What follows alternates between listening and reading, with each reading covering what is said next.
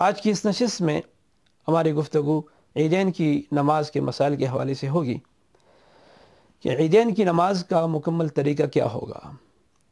عیدین کی نماز کا مکمل طریقہ اس طرح ہے، سب سے پہلے نیت کی جاتی ہے جس طرح کہ عام نمازوں کے لیے نیت کی جاتی ہے، البتہ عیدین کی نماز چونکہ واجب ہے تو یہاں پر نیت میں عیدین کی نماز میں واجب کی نیت ضروری ہوگی۔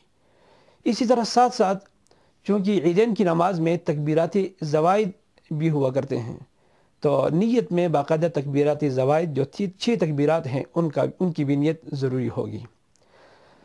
پھر تکبیر تحریمہ کہہ کر باقاعدہ اپنے دونوں ہاتھوں کو ناف کے نیچے باندھ لے، پھر اس کے بعد ثنا پڑھ لے۔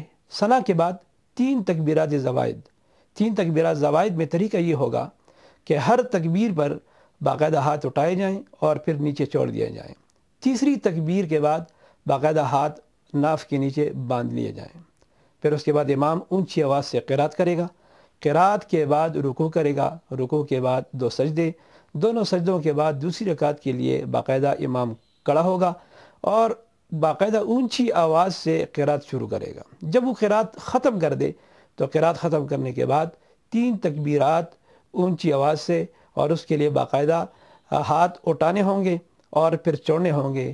چوتھی تکبیر پر باقاعدہ رکوع کے لیے چلا جائے گا اور پھر رکوع کرنے کے بعد اور 2 سجدوں کے بعد باقاعدہ التحیات اور درود اور اسی طرح دعا وغیرہ کے بعد امام باقاعدہ سلام پھیر دیں۔